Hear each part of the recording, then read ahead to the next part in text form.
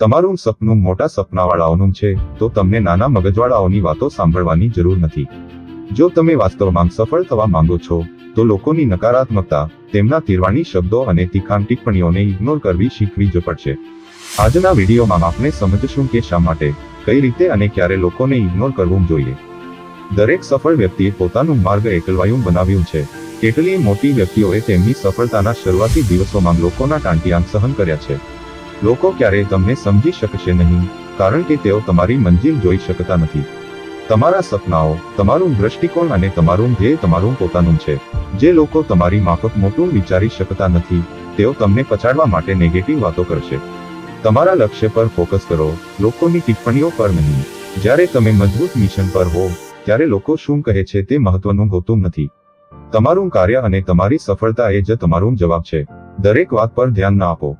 ફક્ત હકારાત્મક અને ઉપયોગી ટિપ્સ પર ધ્યાન આપો, બાકી બધું અવગણો. 3. તમારી જાતને મોટા ઉદ્દેશ્ય સાથે કનેક્ટ રાખો. જે સમય તમે લોકોએ શું કહ્યું તે સાંભળવામાં વેડફો છો, તે જ સમય તમે તમારી યોજના પર કામ કરવામાં લગાવો. 4. જે લોકો તમને આગળ વધતા જોઈ શકે છે, માત્ર તેમની જ સલાહ લો. સફળતા માટે જેઓ ખરેખર તમારા મંગળ માટે વિચારે છે, તેઓ જ યોગ્ય સલાહ આપી શકે. બાકીના લોકોને ફક્ત અવગણો. લોકોએ પોતે ક્યારેય મોટા સપના જોયા નથી. જે લોકો ક્યારેય મોટી સફળતા મેળવતા નથી, તેઓ અન્યને પણ આગળ વધતા જોવા નથી માંગતા. જ્યારે તમે આગળ વધવા લાગો ત્યારે લોકોની ઈર્ષ્યા તેમને તમને પાછા ખેંચવા પ્રેરિત કરે છે. જો તમને આ વિડિયાથી પ્રેરણા મળી હોય તો તમારો સહકાર અમને વધુ પ્રેરિત કરે છે. સબસ્ક્રાઇબ કરો, લાઇક કરો અને તમારા મિત્રો સાથે આ મેસેજ શેર કરો. સાથે મળીને આપણે પ્રેરણાનું એક મજબૂત અને સુંદર જૂથ બનાવી શકીએ. જય દ્વારકાધીશ.